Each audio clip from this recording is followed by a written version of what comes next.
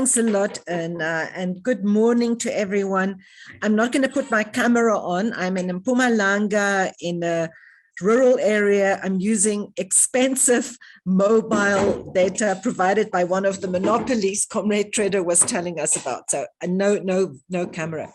Thank you very much for including me in this important event. And I think using the themes of liberty, equality, connectivity, it really sends a powerful and timely message. And I'll start with those. I'll start with the last one, connectivity. We do have more connectivity, there's no doubt about that, but it's not equal. So we don't have connectivity and equality. And I think I really am building here on the remarks and the facts, the statistics that Comrade Trevor shared with us. The reality is that as connectivity increases and there are more services available online, including public services, these services need more data. People need more expensive devices to use these services. They need smartphones or tablets. And in fact, this just grows the digital divide. So more connectivity doesn't produce more equality between rich and poor. In fact, it creates more inequality. And those that benefit a lot from the internet, there's a much bigger gap between them and those that benefit less than it was, let's say, 20 years ago when we were still struggling for phone access. Secondly, liberty. Do we have more liberty? I think yes and no. I think the internet really is a powerful medium, and it has so much potential. And I think a lot of that potential has been realized.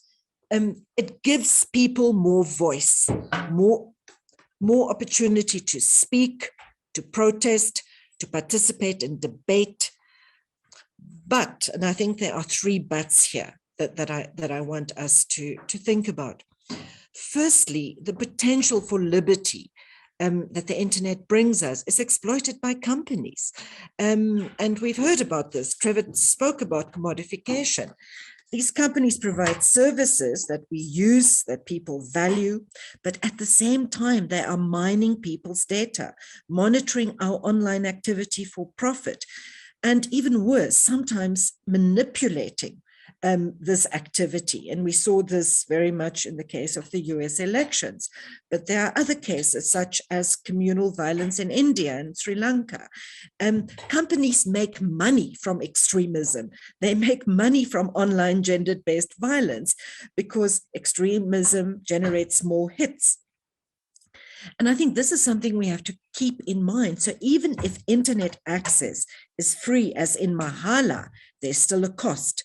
We are still paying with our privacy, even if we're not paying for our access. We also are paying a human cost. If we look here in South Africa at xenophobia online, for example, it might create more hits on Facebook, but it can cost real lives in the real world. Secondly, the second but, governments are monitoring what people do and say on the internet. And in many cases, when they don't like this, they either shut it down, as many of our neighboring countries have done, particularly during elections, or they restrict it through censorship or through blocking certain applications. In Nigeria, Twitter was blocked for months and months because someone used it to criticize the president.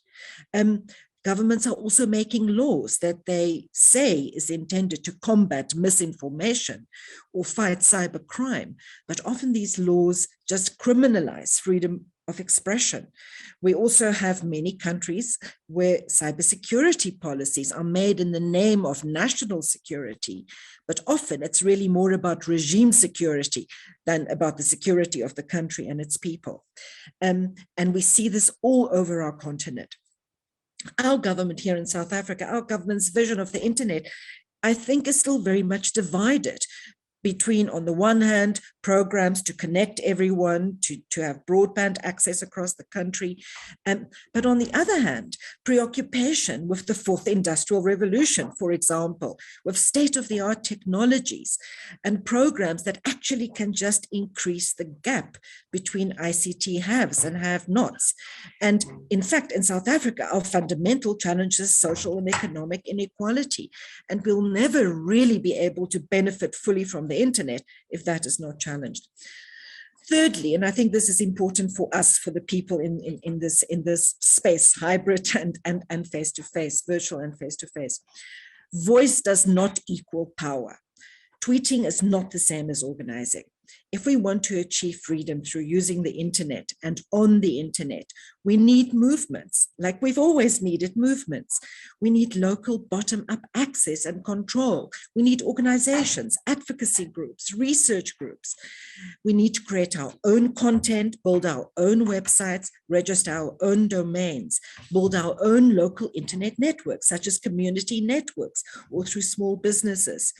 We also need to share. I think the internet started with the spirit and culture of sharing, and we've lost that. We need to share devices, share computers, have access in public spaces, in schools and community centers and churches and libraries. And we need to make use of open source software, build our own skills and understanding the technology so that we can build it ourselves.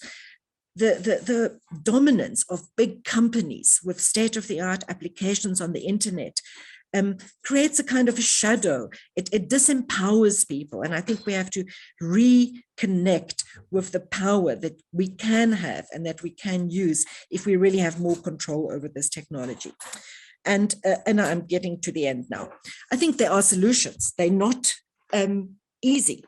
But we need the internet, firstly, to be recognized and governed locally and globally as a commons, as a public good.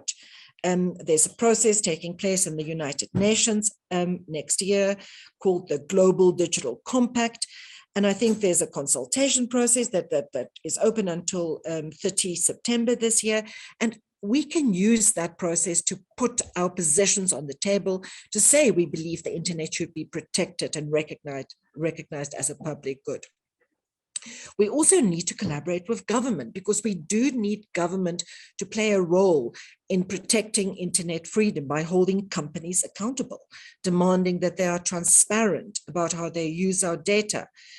We need regulators such as ICASA to ensure that costs are affordable, that there's fair competition, not monopolies such as those described by Trevor.